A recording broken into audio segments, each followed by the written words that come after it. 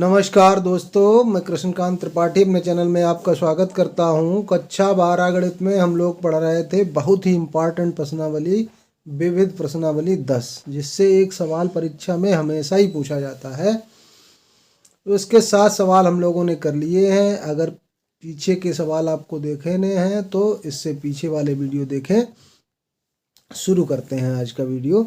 8वां सवाल हमारा है, दर्शाइए कि बिंदु ए 1, -2, -8, बी 5, 0, -2 और सी 11, 3, 7 संरेख हैं और बी द्वारा AC को विभाजित करने वाला अनुपात ज्ञात कीजिए। ये हमको बता। तो 3 बिंदु दिए गए, उनके निर्देशांक, तो उनके स्थित सदिश हम लिख सकते हैं। ओ ए बराबर क्या, आई जे के जोड़ दो इनमें, I -2J -8K। O B स्थित सदिश लिखने के लिए क्या करते हैं, पहले वाले में I, दूसरे वाले में J, तीसरे वाले में K जोड़ देते हैं और प्लस में कर देते हैं, लेकिन अगर इनमें माइनस लगा हुआ तो माइनस। ये 5I + 0J -2K और OC बराबर कितना हो जाएगा, 11I + 3J + 7K। ये तो हो गए हमारे ABC के स्थित सदिश। अब हमको पता है कि पहले हम AB निकालें, AB दूरी कितनी है। तो AB का स्थित सदिश निकालने के लिए क्या करेंगे, बाद वाले बिंदु के पोजीशन वेक्टर से पहले वाले बिंदु का पोजीशन वेक्टर घटा देते हैं। OB से OA को घटा देंगे तो घटेगा कैसे, I से I का गुणांक, J से J का और K से K का। 5I से 1I चला जाएगा तो कितना बचेगा, 4I क्या। J तो यहाँ 0 है, इससे माइनस होगा माइनस का 2J, तो माइनस माइनस कितना हो जाएगा, प्लस हो जाएगा। -2K से माइनस होगा माइनस का 8K, तो ये प्लस का हो जाएगा। तो प्लस का 8K माइनस का 2K यानी का प्लस का 6K बच जाएगा। AB का मापांक ज्ञात कर लेते हैं। इसका परिमाण क्या है, परिमाण कैसे ज्ञात करते हैं, IJK के गुणांकों का वर्ग √ में करके जोड़ देते हैं। 4 चक्कू 16, 2 दूनी 4, 6 रंग 36, 36 और 4 40 हो गया, 40 16 हो गया 56। 56 को हम लोग कैसे लिख सकते हैं गुणा में, 14 चक्कू 56। अब 4 का वर्गमूल होता है 2, 2√14। ये हमारा परिमाण ज्ञात हो गया हमें AB का। इसी तरह से हम BC ज्ञात कर लेते हैं। BC हमें ज्ञात करनी है तो बाद में क्या लिखा है, C, तो OC से पहले क्या लिखा है, OB का पोजीशन वेक्टर घटा देंगे। OC का क्या था, 11I + 3J + 7K और इससे OB का पोजीशन वेक्टर मतलब 5I + 0J -2K, ये घटा देंगे। तो 11I से 5I जाएंगे तो 6I कैप, 3 से 0 जाएगा तो ये 3J कैप बना रहेगा। 7K कैप, ये माइनस माइनस प्लस हो जाएगा, 7 2 9K कैप हो गया। अब हम BC का भी मापांक निकाल लेते हैं। BC का परिमाण जब निकालेंगे तो फिर वही प्रक्रिया, वर्ग करके जोड़ देंगे, 6, 3 का वर्ग और 9 का वर्ग, 36, 9 और 81, 81 9 90 और 30 120, 6 126 हो गया। अब ये क्या होता है, इसका गुणनखंड कर दें, 14 नेमा 126, 9 का वर्गमूल हो गया 3√14। ये हमको पता हो गई BC। अब एक और दूरी बची है, AC का पहले स्थित सदिश निकाल लेते हैं। तो OC - OA, C का है 11I + 3J + 7K, इससे घटा देना है -I कैप -2J कैप 8 के गए। अब 11 से 1 जाएगा तो 10 बच जाएगा। 3 और 2 प्लस का हो जाएगा 2 तो 5 जी हो जाएगा। 7 8 7 15 के ये हो जाएगा। अब इसका मापांक ज्ञात कर लेते हैं। AC का मापांक ज्ञात करेंगे तो फिर वही प्रक्रिया। 10 का वर्ग 100, 5 का वर्ग 25, 15 का वर्ग 225, 225 25 250 हो गया। 100 350 हो गया। अब 14 दूनी 28, 7 और 14 पंचे 70, 25 गुणे 14 हो गया। 25 का वर्गमूल 5 रूट 14 हो गया।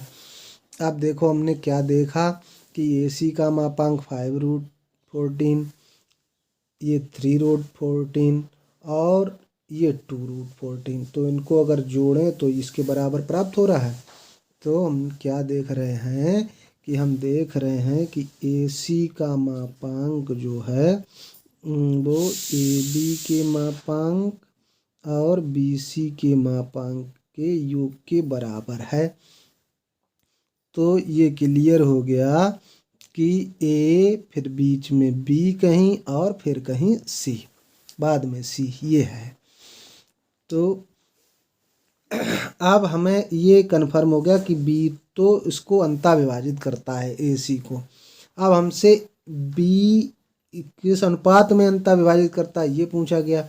एक तो तरीका है लैम्डा अनुपात 1 मान लें, या अब हमको पता चल गया है कि AB परिमाण और BC का परिमाण दोनों पता है।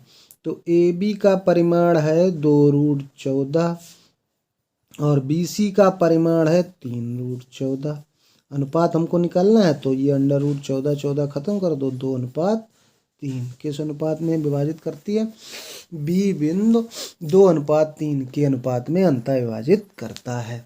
सवाल अगर समझ में आया है तो वीडियो को लाइक कर दीजिए, चैनल को सब्सक्राइब नहीं किया है तो सब्सक्राइब कर लीजिए, बेल आइकन जरूर दबा दीजिए ताकि मैं वीडियो डालूं और आपको नोटिफिकेशन प्राप्त हो जाए। नमा सवाल हमारा है दो बिंदुओं P 2a प्लस B है, Q a माइनस 3b है को मिलाने वाली रेखा को 1:2 के अनुपात में बाह्य विभाजित करने वाले बिंदु R का स्थित सदिश ज्ञात कीजिए। यह भी दर्शाइए कि बिंदु P रेखाखंड RQ का मध्य बिंदु है।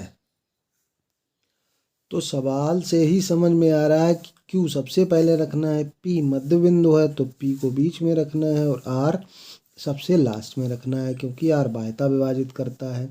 अब आपको दिया गया है कि PR अनुपात कितना है 1, ये 1 अनुपात है और QR अनुपात कितना है 2 अनुपात है। तो जब हम R का स्थित सदिश ज्ञात करेंगे, R का स्थित सदिश, तो हम खंड सूत्र का प्रयोग करेंगे। बाह्यता विभाजित करने वाले बिंदु का स्थित सदिश ज्ञात करने के लिए क्या करते हैं कि जो पहला अनुपात है वो दूसरे के साथ और जो दूसरा अनुपात है वो पहले के साथ लेते हैं और बीच में बाह्यता विभाजन है तो माइनस लगा देंगे, अंतः विभाजन होगा तो प्लस लगा दें। ये पहला अनुपात है, 1 किसके साथ रहेगा Q के साथ, तो 1 इंटू OQ लिख दें प्लस 2 इंटू OP लिख दें, प्लस नहीं माइनस रहेगा, बाह्यता विभाजन है। अपान इसी अनुपात को नीचे घटा देंगे तो Q का स्थित सदिश हमें मालूम है A माइनस 3B और 2P का भी मालूम है 2A प्लस B और 1 से 2 जाएगा तो माइनस का 1 बच जाएगा। अब इसको घटा देते हैं, A से 2 दूनी 4 है, घटा तो माइनस का 3A वेक्टर बच गया। माइनस का 3B और माइनस का 2B तो माइनस का हो गया 5B vector upon minus 1, minus से भाग देंगे तो क्या हो जाएगा 3A vector plus 5 B vector. ये हमें आर का स्थित सदिश ज्ञात हो गया। मान लो मूल बिंदु के सापेक्ष इसे हम ओ आर कह दें। तो अब हमें आर का स्थित सदिश मालूम है, पी का स्थित सदिश मालूम, क्यू का स्थित सदिश मालूम। वो कह रहा है कि दिखाइए पी क्यू आर का मध्य बिंदु है। तो क्यू आर के मध्य बिंदु का स्थित सदिश, मध्य बिंदु का स्थित सदिश ज्ञात कर लेंगे हम लोग। स्थित सदिश कैसे ज्ञात होगा मध्य बिंदु का? हमें क्यू आर का ज्ञात करना है। तो मध्य बिंदु माने 1:1। तो केवल क्या करना है, क्यू का पोजीशन वेक्टर प्लस आर का पोजीशन वेक्टर और इसको डिवाइड कर देना है 2 से, यानी कि O Q plus O R upon 2। ये हो गया मध्य बिंदु का स्थित सदिश। ओ क्यू, हमें क्यू का स्थित सदिश मालूम है a-3b। आर का भी हमने निकाल लिया 3a प्लस 5b और अपान में 2 कर देते हैं। तो ये क्या प्राप्त हो जाएगा हमें, देखते हैं। a 3a 4a हो गया, 5 से 3b चला गया, 2b हो गया अपान 2 से डिवाइड कर देंगे तो ये क्या मिल जाएगा 2a प्लस b।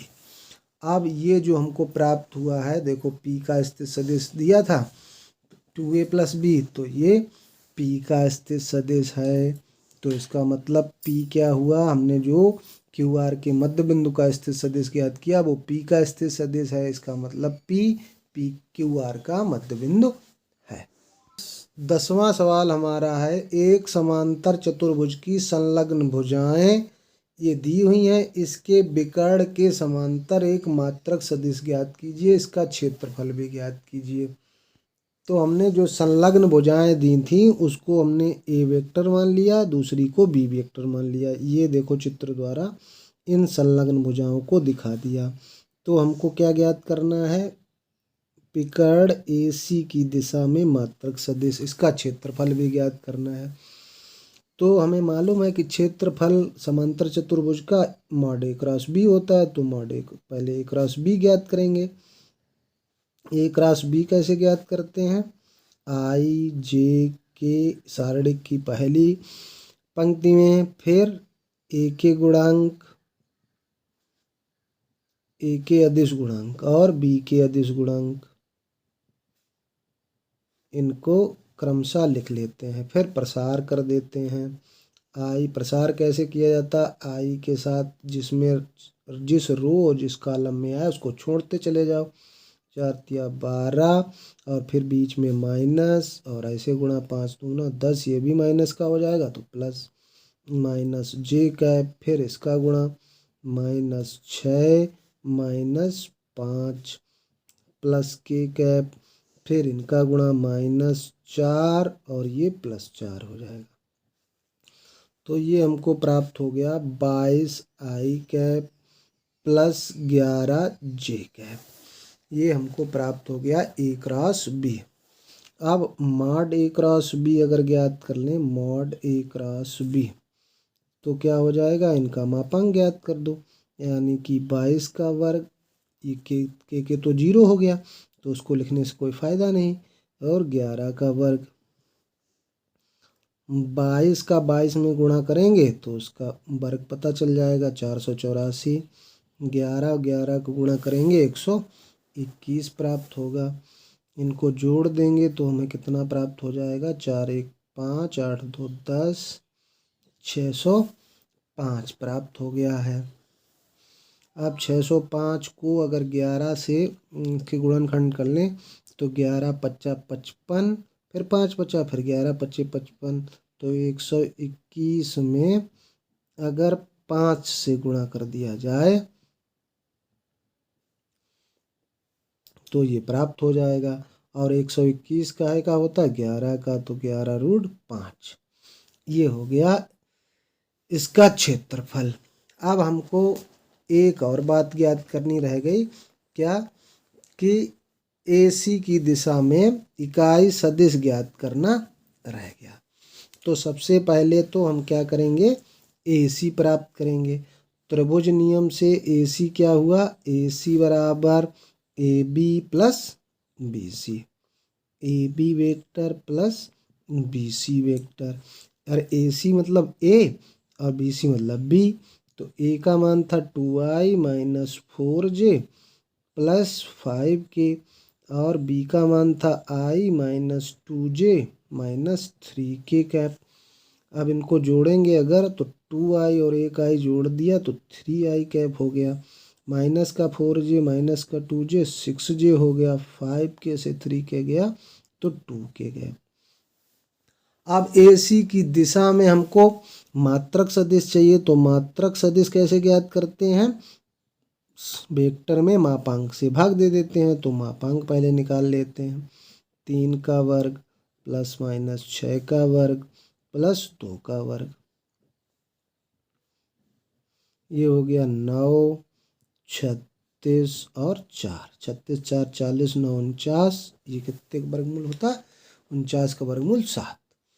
अब हमें AC दिशा में एकांक मात्रक सदिश चाहिए, मतलब एकांक सदिश। तो AC वेक्टर में AC के मापांक का भाग दे देंगे तो मात्रक सदिश प्राप्त हो जाएगा।